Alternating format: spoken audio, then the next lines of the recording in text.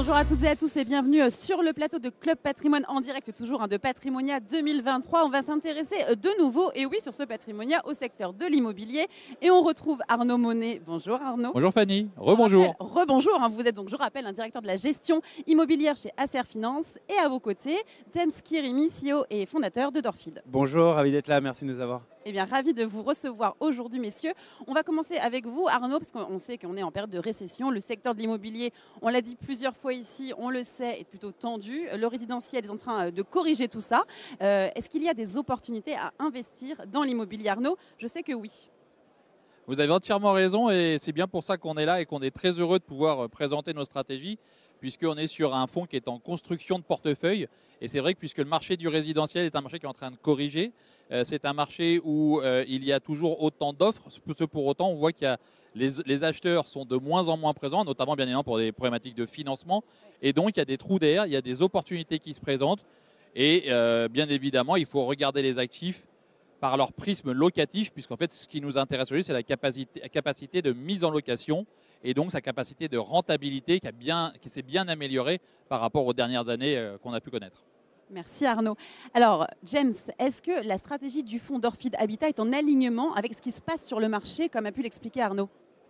Complètement, on a un timing qui est, on va dire, quasi parfait. On a un marché qui corrige donc des points d'entrée qui sont très intéressants. En plus de ça, le fonds Dorfid Habitat va s'appuyer sur deux grosses thèses qui sont la rénovation énergétique et la mise en location. Du côté, du côté énergétique, on se retrouve sur une situation où on voit de plus en plus de biens avec des DPE E, F ou G qui arrivent sur le marché. La contribution de ces biens-là sur les produits en vente ne fait que grossir. Il y a 2 ans, on était sur 40% dans Paris Intramuros. Aujourd'hui, on est à 62%. Donc, on peut voir l'impact des nouvelles régulations qui sont mises en place. Et donc, on est très bien positionné pour pouvoir transformer et stabiliser ces actifs avec une meilleure performance énergétique. D'un côté. De l'autre, sur le problème du manque de biens sur le marché locatif, on répond complètement à cette demande. Aujourd'hui, on a une centaine de demandes locatives pour chaque bien qui sont mis en location. Donc clairement, alignement quasi parfait avec les problématiques de marché. Parfait, merci pour ces précisions. Alors, j'ai envie de savoir forcément où vous en êtes de votre collaboration. Qu'est-ce qui se passe? Qu'est-ce qui va se passer aussi dans l'année à venir? Arnaud, pour commencer peut-être. Eh ben, on est en plein déploiement de la stratégie. Donc, on est à peu près aujourd'hui maintenant déjà sur l'objectif des 40 villes. On est déjà sur 7 villes implantées et pas loin d'une vingtaine entre les projets à venir et les futures acquisitions.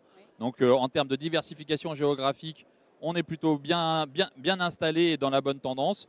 Et puis pour ce qui est du sujet du travail de rénovation et de gestion locative, ce qui est intéressant, et les premiers chiffres parlent en tout cas pour l'intérêt du fonds, c'est qu'on a réussi à faire des livraisons rénovation dans un délai très court, moins de 3 mois pour les actifs. Et en effet, comme le disait James, avec une demande dès les mises en location qui sont très fortes, donc pas du tout de latence et donc une vraie capacité à créer de la valeur très rapidement sur des actifs résidentiels et également avec un intérêt, on va dire, qui a du sens puisque c'est celui de remettre à disposition sur le marché résidentiel des biens et en plus éviter les passoires énergétiques. Oui, d'accord. James, peut-être un mot aussi?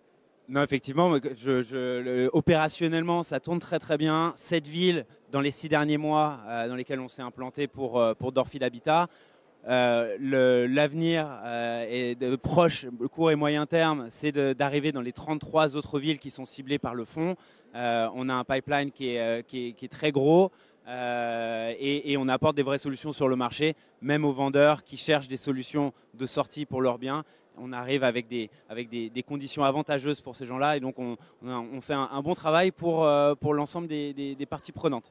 Bon parfait, merci beaucoup. On va suivre cette évolution. Peut-être qu'on vous retrouvera de nouveau sur notre plateau comme on l'a fait cette année.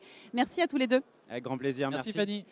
Et merci à vous de nous avoir suivis. Je vous donne rendez-vous très vite pour de nouvelles émissions sur le plateau de Club Patrimoine.